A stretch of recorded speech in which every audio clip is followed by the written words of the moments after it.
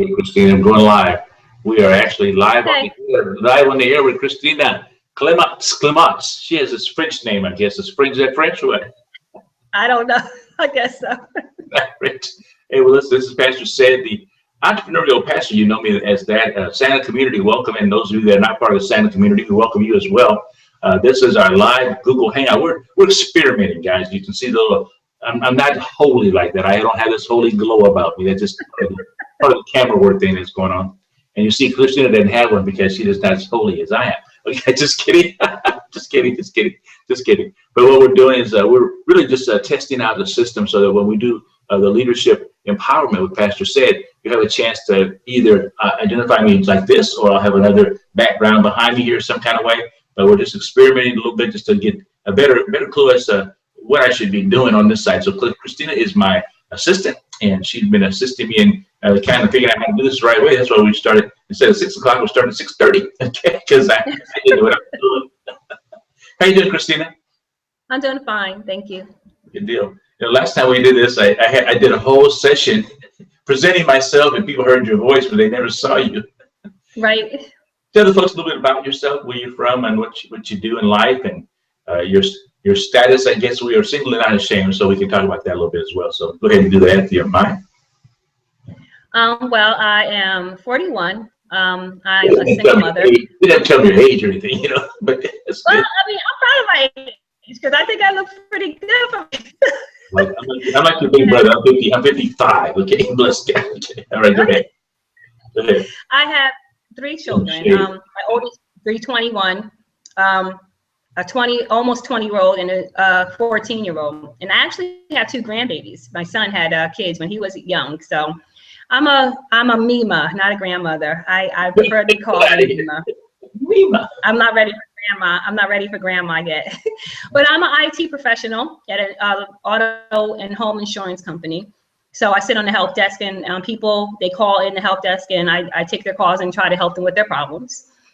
And I live in New Jersey. I've lived in New Jersey mostly all my life. I wasn't born in New Jersey, but I was raised in New Jersey.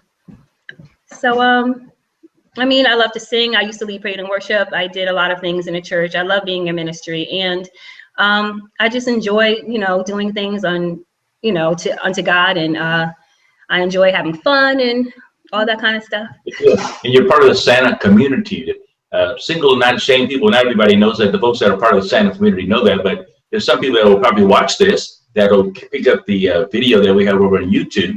Go, what in the world is this Santa thing all about? Why don't you tell a little bit about Santa and what you do in Santa yourself, as far as hanging out? Santa, it stands for single and not ashamed. And I am definitely, I think in January, Pastor David Burris, I followed him on Facebook. I was friends with him on Facebook, and he always had really good posts. And he's a married man, but he would always speak to the hearts of singles and dealing with leadership. And so I always, he always had really good things to say. And one day he presented this, what if he had this singles group on Facebook, would we join? And we're like, yeah. So he said, anybody who wants to join, click like, and he would add us to the group. And that's what he did. And ever since January, I have been just encouraged and not ashamed, being not ashamed of the gospel of Jesus Christ. It's a lot of single people who are saved and love the Lord, and it's not just about finding a mate. It's waiting around finding a mate. It's about, putting out what God has put into you, and finding out your purpose in life and what you're supposed to be doing, as far as ministry is concerned and everything. And I really find out a lot about who I am in Christ, and learning how to love myself, and learning how to be single and satisfied with being single until God sends the one that is supposed to be for me. I actually started a singles group at my church. And, being in leadership, it's taught me how to be a leader. Always had leadership positions, but I never held on too long. I would either leave the church or something would happen, and that group wouldn't be at the church any longer. But I enjoy being a part of Santa. It's an awesome group of people that encourage everyone. I really, fell in love with everybody there. It's a genuine love. It's a genuine brother and sister love that we have for one another. And it's from all over the United States. I mean, and I believe some people in Bahamas and everything. And, I really have developed some really genuine, close relationships with people there. And I just love it dearly. Oh, fantastic, fantastic.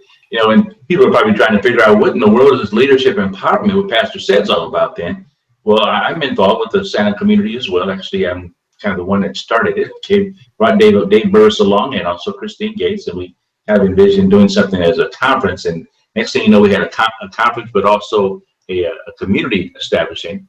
And since I believe it was November that we started this thing, and it's been going ever since. It's been a lot of fun as well. So the leadership empowerment part is where I have a chance now to impart some of the things that I talk about on the wall in our Santa community, which is single and not ashamed. If you desire to go find out a little bit more about it, you can do that and become a member. It doesn't cost you anything to be a part of the community, but you have to be single to be part of the community. You can't be married unless you're invited by somebody as a chaperone. We're not looking for chaperones, so don't even apply if you're married. But we're talking about empowerment because Christina is involved in a ministry of her own, or she has a heart for certain kinds of people because of an ailment that's troubled her for some time, but God's given her grace to be able to live through it and be a blessing, a strong blessing towards a lot of people. And I saw a post she made, and I was just really touched by that because she has stepped up to do something that's a little bit different than what I've seen before. So, Christine, let's talk about that a little bit. You posted this morning, this is June 3rd, 2015, and you posted something this morning. Talk about that post a little bit, and what sparked your interest to do that? Well, the post is concerning people who are dealing with autoimmune diseases. Autoimmune disease is something in your body where your body literally is fighting itself. And 14 years ago, I was diagnosed with multiple sclerosis, or MS. I woke up one morning and I just had no feeling in my feet. And it started escalating from my feet up until my calves, up to my, and I've seen countless doctors and they said, we don't know what's going on with you. I've been to the emergency rooms and they said, we don't know what's going on with you. You need to see a neurologist. So I went to a neurologist and they took a lot of MRIs and a lot of blood work and blood tests, and finally a spinal tap, which concluded that I indeed had multiple sclerosis. And so it's an autoimmune disease that deals with the brain and the spinal cord. And what happens is if you ever took a cord to a lamp or something like that, and you plugged it in, when you plug it in, it sends a signal and a light comes on. So what happens to me is to that cord, if you take anything, if it starts to fray and any of the wires are exposed, and you plug it in, you can get a short circuit. So there's just something on the spinal cord called a myelin sheath. And when the scars, the spine or the brain, things in your body start to short circuit. So that's what's going on with me. Sometimes I have numbness and I have no feeling in certain areas of my body, and things can kind of get out of whack. So to make a long story short, right now I have used the assistance of a cane to walk at times. And last year I was actually diagnosed as well with lupus, because when you have an autoimmune disease, it can kind of backfire, and other autoimmune diseases can come along with that. So it's very rare, but that is what happened with me. I still believe God for my healing. And my thing is with encouragement. There are about 80 different autoimmune diseases. I didn't want to just focus on what I had, because they're all kind of similar and they all mimic each other and they all have similar symptoms. So what I want to do is encourage people, and I wanted to create a page where I can encourage people, because I started this journey, this health healing journey, where I could, I started to eat better, started to eat right. Since last year, I lost some weight, and there's exercises that we can have that we can't do everything. I may not be able to run on a treadmill, so we want to modify certain things. I would like to show videos and how to modify certain exercises for people to be able to do things that, can keep you moving, because the object is to keep moving, because I can get stiff and everything, but the object is to keep myself moving and to keep myself going at all times. You don't want to just sit and get lazy, because then, depression can set in and a lot of things can set in, and we don't want that. We want people to keep encouraged. We want to speak healing. We want to speak health. We don't want to speak wholeness. We want to make sure that people are living the best lives that they could, even with these things, that are upon them. And even though there's symptoms and everything that could be manifested, we still believe and we still trust God that He is still a healer. you know. And I have really great people, even in the Sonic community, that are praying with me and encouraging me all the time. They send me text messages on healing. I have good friends that know how to cook good, and you know, I'm really being encouraged. So that's what made me want to do this, to encourage other people who may be dealing the same thing. I love it. You know, I never heard your story before like that, and that is encouraging, really encouraging. You're such a positive attitude. You've always had a positive attitude since I've known you, and I never knew some of the challenges that you were faced with. And even with that, now you're going beyond just yourself. You're looking at helping other people, which is always a blessing. That's the thing. One of our mission statement is empowering and supporting singles through innovative leadership for the purpose of transforming their communities. This fits right in with the empowerment and support portion of it, and innovative leadership as well, because you're doing something that's a little bit different. You're online, communicating with people around the world, and then at the same time you're helping to transform them as individuals, and then help them transform their own community, because God knows you might be able to assist somebody that would do the same thing or something similar in an area live, right in their own church or their own community, or the rec center where they live in an apartment or whatever. That might happen. You never know what could go on. Tell me, what is it that keeps you going? Because you're just so vibrant and excitable, you know. So that's a question I get a lot. People are always like, you're always just like happy, you're always smiling and everything. I mean, it's really the grace of God. There was a point in time where I really wasn't excited about anything. I mean, I really had a heavy spirit of depression a long time ago, suicidal thoughts and everything. And God just really, you know, just kept me covered and everything. And my children are my number one, you know, source to go to as far as like happiness and everything. I love them dearly. And if it weren't for them, you know, like being in my life, you know, to keep me going, you know, I have no choice but to keep going. I'm constantly moving and constantly doing things and constantly, you know, trying to keep myself up. I walk, I want to, you know, be effective around here. And I love singing. I love doing praise and worship. I do a lot of plays. I have a friend he's a writer and a director, and I'm always in all of his plays. And I just enjoy life. I enjoy living life to the fullest, and I believe there's just a lot more living that I can do. I don't believe that it stops just because I have somewhat of a disability. But you know, I was listening to Christine Gates last night in the radio broadcast she had with the Terry Moore, I believe his name is, and he was talking about having cerebral palsy and everything, and how his disability did not stop him. And I just that encouraged me as well to even more so put up what I put up this morning, because I don't want him to stop me.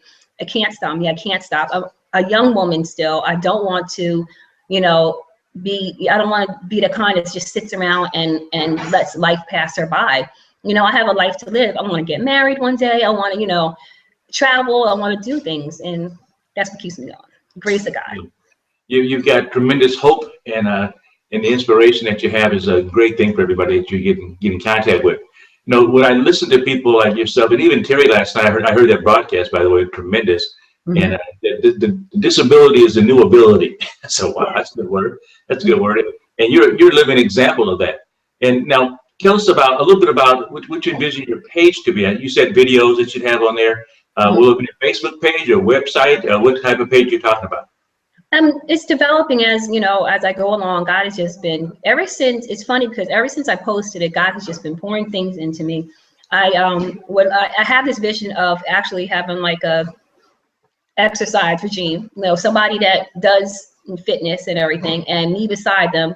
They'll do the way to do things, and then maybe I could do the modified way. For example, like sitting in a chair. Yes. And this is the way you would do it if you were in a chair, or if you were leaning against the wall. You know, if people like to do the squats, that's a new thing now. So you lean against the wall, so you're balanced, because with MS, my balance is very off. That's why I use a cane. So I would have to lean against something or hold on to something. So being smart about what we do, you can still be physically fit, even though you may, you know, have some limitations. Yes, very good. Now, you're being physically fit. You've got your mind is sharp and alert. Your spiritual life is in order, and now you're stepping out in faith. This whole area of faith was it's like because I observe everybody in the community that's active, and you're an active person. And all of a sudden, I saw this. I said, "Whoa, where'd that come from?" That is awesome. I said, look at Christina, look at her. She's stepping out in faith. And I knew we were going to be doing this broadcast tonight. I said, she don't have a choice. I want to talk to her about this, because we're going to get this word out about this information. Get this information out so people can actually see what's going on. And it really blesses me that you stepped out in faith. What were some of the struggles? This is some of the leadership stuff we're talking about. What were some of because I know you had to break through something to get to the place where you actually did it. We actually put it online and say, I'm declaring to the world in my Santa community, I'm doing this. What were some of the things you dealt with before you got there, before you actually hit that post button? It took me a while to hit that post button. I wrote it out. I was laying in my bed, and I wrote it out, and I was just like, oh my gosh, do I share this? Because when you share this, you share you're open. You're not ashamed. It's being single and not ashamed, and it's not ashamed of a lot of the things that I've gone through. Somebody is going to benefit from this. There are people who do not want to talk about certain diseases and certain challenges that come with it, and I was one that did not want to talk about it. I would be open with it if you asked me, and I think the last year I had no choice but to be open with it, because that's when I started to have to use a cane. I had a relapse last year where I got really sick and I gained a lot of weight. I could barely walk, so I had to use a cane. So now it's noticeable. Now people are saying, what's wrong? Why are you using this cane? Did you hurt yourself? So now I'm kind of forced to kind of dialogue with people and say, this is what's going on with me. And they're like, really? Wow, okay. So I struggled for a while with having to be so open with it to other people. But after a while, I was just like, you know what? This is where I am right now in this season. And although I used to be somewhat of a private person, I had become more transparent, because I know if it's going to help someone. So I want people to be helped by this. I want them to be encouraged by it. I actually went to a women's Bible study, and I mentioned something with the physical therapy that I was going through. And a woman came to me afterwards. She said, you know what? I'm going to go to physical therapy now, because I see you doing what you do, and if you can do it, I think people look and they're saying, there's always somebody worse off than you. And I'm not saying that I'm always worse off than someone else, but you look at someone, you're saying, wow, they deal with all this, and here I am complaining about using a cane when there's somebody that's in a wheelchair, that has no use of their limbs. I still have use of all my limbs. I just walk at a slower pace, or I don't do things as quickly. Some pains here and there, but all in all, I'm just encouraged to be an encourager to someone. And I really believe that one day God I'm healed. I believe that I'm healed. I was experiencing with other people once before that I used to get really frustrated that every time there was a healing call or a healing line, people would pull me up to this healing line. I would be like, I don't want to go up in the healing line. I'm tired of going up in the healing line. Every service, somebody wants to put me in the healing line. Now I just want to be healed. And I know God is going to heal me. And I don't have to go up into every healing line to know that now. I know he's going to heal me. I'm going to walk in faith. I'm going to stand on the word of God that says, by his stripes I am healed. And that's the bottom line. Man, I love it. You quote scripture like it for real, like you really believe it. That's good. And there's somebody today that really needs a healing, but also they need to hear this word. They need to hear the encouragement that you're bringing to them, because there are folks that are always, private, afraid, living in a vacuum and don't have a lot of contact with other people. They perhaps are even single in a situation and just feel like they're all alone. And there's nobody that even cares. Why should I say anything anyway? Nobody cares about me. Mm-hmm. And that's not necessarily true. There's a group of single people in the Single Not Ashamed group that really care for each other. I'm telling you, we've got some folks that they will pray for you. To pray for you at a drop of a hat. They will pray for you. Okay, we've got prayer teams, but we have prayer teams beyond the prayer team. We've got people praying at all kinds of groups, different groups that we have in the community. It's been a real blessing. Now you've got children. You're raising children at the same time. Your sons are I guess 20 and 21 or older. So are they still home with you, or are you working with them as well, or just the younger one? I have I have one son. He's the oldest. He actually is he does not live with me. He lives with the mother of his children and his children. And my two daughters, they live with me. My 20-year-old and my 14-year-old. Mm-hmm. Okay. Yeah. Well, imagine they help out a little bit. If they don't, I'm gonna. If they don't, I'm going to have to go over there and say, listen, y'all need to help your mama. Okay. Okay. I'll let you know. No, they help out a lot. They help my oldest daughter. She likes to cook, so she's always cooking. So she actually, my oldest daughter, her name is Faith, and she would help me when my youngest one was much younger. And she's only 6 years apart from her, but she would help me. It was nice that I couldn't do anything. I could barely give her a bath. And my oldest daughter would step in and help bathe her and help get her dressed and everything. So I was always grateful for her. She was like the little mother. She would help me a lot. Good deal. I'm telling you, we'll switch gears a little bit here, talk about some leadership stuff like that. We talked about faith and reference to how you just stepped out in faith to do what you just done there. Now, there's some areas now, we talk about it a little bit longer now, just to talk about it, but there'll be some areas that you can be confronted with, challenges that you'll be confronted with. Just like in life period, there's always challenges. But even with this new website, a new web page you put together, you're going to learn a lot of things because you'll be able to connect with other people that have skills, abilities that you'll be able to tap into, and reaching out to them beyond just beyond the illness that they may have or what they're suffering with. You'll be able to talk to them about the skills that they have, and they'll be able to step up and begin to be used by God to assist you in expanding your ministry and your vision. You know, be some people that will come alongside you that you'll actually help empower.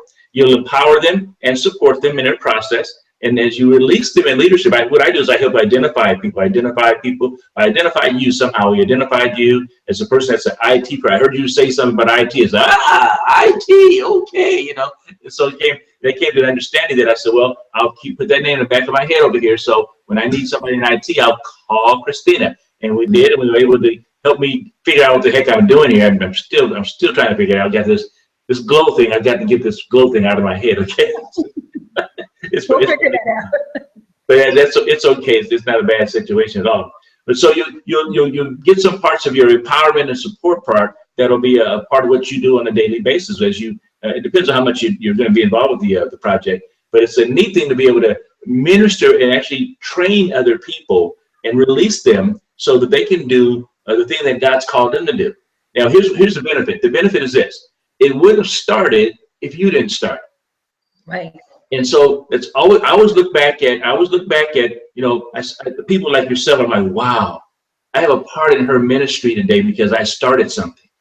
I look at the people that are involved in the leadership in our community and all the people that have ministry outside of our community because they were encouraged somehow or empowered somehow, not just by me, but by other people in our community. And I look back and go, wow, something started because I started. And the same thing is true with anybody that starts anything. It's always worthwhile. It's always something that will benefit other people because God used you to be a one that will catapult other people into ministry, to living their life one more day, to not giving up and quitting on a life situation because, listen, life is hard. Life is hard.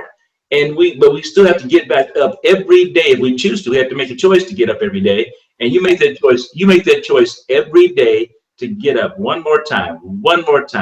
If you ever hear me pray, if you listen on the prayer call sometime, I say, well, this is the day the Lord's made. We ought to rejoice and be glad in it because, listen, yesterday's gone. Tomorrow's not promised, not guaranteed. All we have is today. I said, so live it to the fullest. Live it to the fullest. And when you get to a place in life and you understand that this is it, this is the only day that I really have, then you appreciate that. Now, my wife used to say, Barb used to say, you know, everybody's clock is ticking. Just some people's clock is ticking louder than others. Okay. And what she meant by that is that when you're in a situation of life and you know your life, your heart is ticking, and you can hear it, and everybody else around you can actually hear it as well. They know that, wow, the situation that you're living in is not much different than mine because my heart's ticking too. My clock's ticking too, but the reality is that I don't pay attention to it because it's not that loud. Mm-hmm. And neither does anybody else.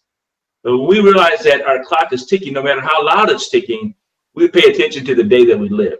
And that's where I happen to be, that's where you happen to be. No matter how loud my clock is or how silent it is, or no matter how loud your clock is or how silent it is, you know it's ticking. And you're living your life completely and wholeheartedly. I commend you for that because it's not an easy thing to do because you're not living it just for yourself. You're living it for other people too.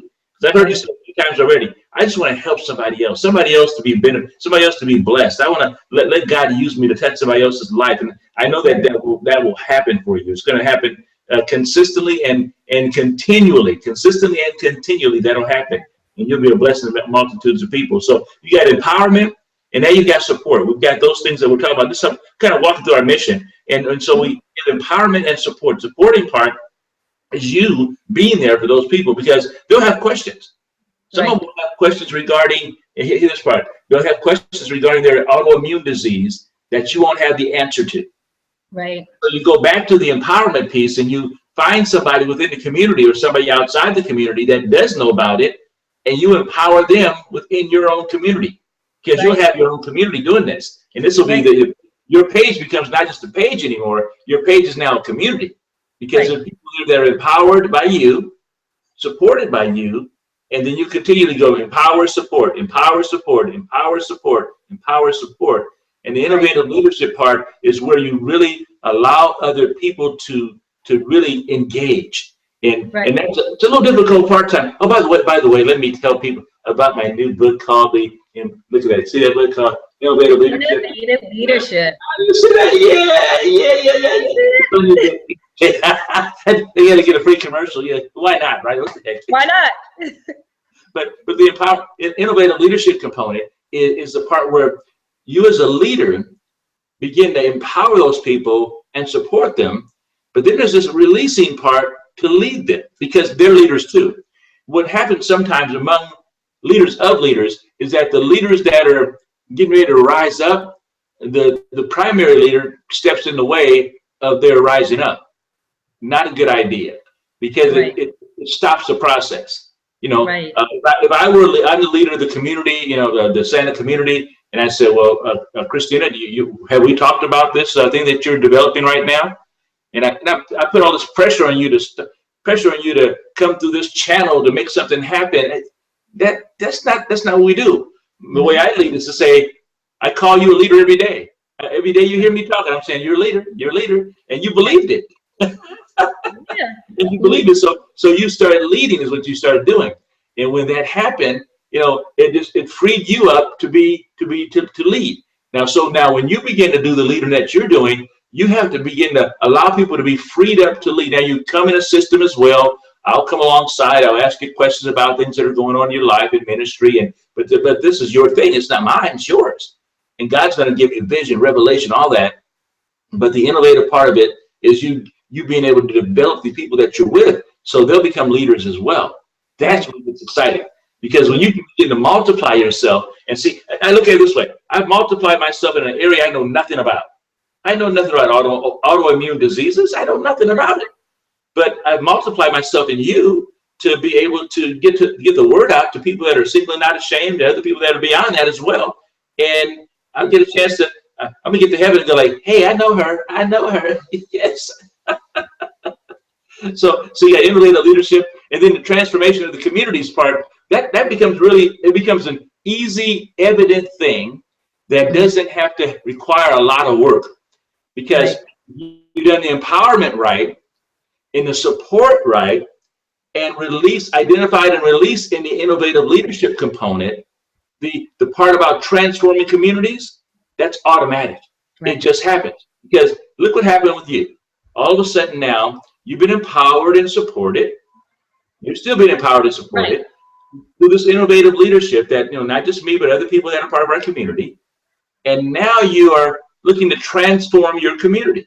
Right. Your community is not just where you live, but the people that you influence. Right. And you influence people in the autoimmune community, if you will. Right. There's people that have lupus and people that have other situations that you're influencing. So that's kind of like the mission of what I've been seeing with what you just described in reference to the thing that God's just giving you to start. And just today, can you imagine what's going to be in a week from now? Oh gosh. 6 months from now, a year from now? Wow. Oh my God. Wow. Yes. So tell me why you're excited about this new venture. Tell me what God's really going to do in the next several weeks and months ahead. What do you think He's going to be putting His hand to? I know you don't know everything, but just tell me a little bit about the excitement that you have. I'm really looking forward to, I guess at first I had, and I'll admit to being a little bit fearful because I was just like, are people really going to like the page? Are they going to hop aboard? And God was just like, just trust me in this. And I'm just like, okay, God, I don't care if it's just a handful of people at first. You know, I believe that if I'm consistent and I do what he tells me to do, that it will grow. And if it doesn't, you know, reach, if it's maybe it doesn't reach 1,500 people like Santa did, or, you know, 2,000 people, but maybe it will reach just enough people that really, really need it. I'm just excited because I want people to be encouraged. I want someone to look at it and say, wow, I didn't know I could do that. I didn't know that her changing her lifestyle got her, you know, to this point right now where she lost weight, where she can, you know, not be on as much medications as she used to be. I'm excited to see people excited. I want people to be happy about where they're going in life and what they're going to do in life, and not be so discouraged, or let them know that there's someone out there who understands. I think the worst thing is not having people understand what's going on with you and your body. And I understand it. I understand what's going on with you, no matter what the disease is called, whether it's lupus, whether it's MS, whether it's Graves' disease, whether it's Hashimoto's, which is a thyroid issue. No matter what it's called, whatever it's called, I'm excited about looking up everything and trying to get a little bit of information about everything. I may not get to all 80 diseases, but 80 plus diseases, but I will be able to figure out something and find a common, that the commonality is that it's all autoimmune, and that we all of our bodies are fighting each other. We're all fighting inside of our own bodies. And that's the commonality. And there's some things that are similar. So I can talk to someone. One thing that's common is fatigue. Extreme fatigue is common amongst all autoimmune diseases. And, you know, I may be able to encourage somebody. I have a friend right now who is like, you need to get some sleep. And I'm a night owl. I like to stay up late. And then I wake up and I'm like, gosh, I'm so tired. And he's like, you know, you need to get some sleep. That's your problem. You need to get some sleep. And I'm like, okay. I need to focus on getting enough sleep. You know, and the same friend is always like, oh, you need to drink some water. And I'm like, okay, you know what? That's something I need to do too. I know that there's little things that I can, all of us have a commonality with. And I want to be able to encourage somebody if I can. And like you said, if I don't know, there's so many resources out there for me to figure it out, or to get to somebody that knows about it. You can. I'm just excited. Good deal. And I think also, I'm listening to you, that even some of the things you're talking about, like getting sleep and drinking water, those are things that everybody needs to do. You know? And so that person that's not drinking water or getting enough sleep might want to start doing that, so they don't go a direction that's going to be not so well for them. And that's a good thing to be able to think about too. Wow. Right. Listen, actually, any closing thoughts before we wrap it up? We're going to go ahead and finish our time together today. And I've been blessed by this. So it's been a good situation. I'm glad we're able to see you this time, by the way, too. Absolutely. Yeah. As far as closing thoughts, I'm really blessed. I'm really honored to be here. I'm really encouraged. I'm excited. I want to encourage people, especially when you're single.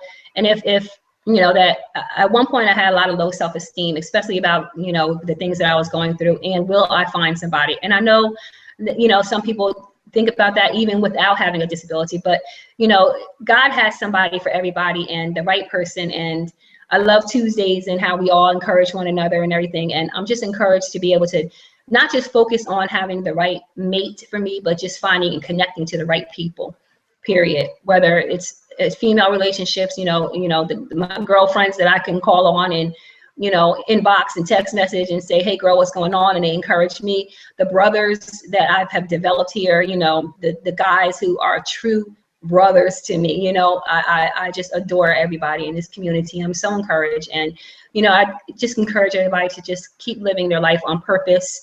Be who you are, be who God created you to be who God destined you to be. Get up every morning and declare in your day what's going to happen. I'm going to have a good day. I'm healed. I'm blessed. I'm financially fit. I'm physically fit. I'm spiritually fit. You know, I have everything that God has for me, and I want everything that God has for me. Fantastic. I love it.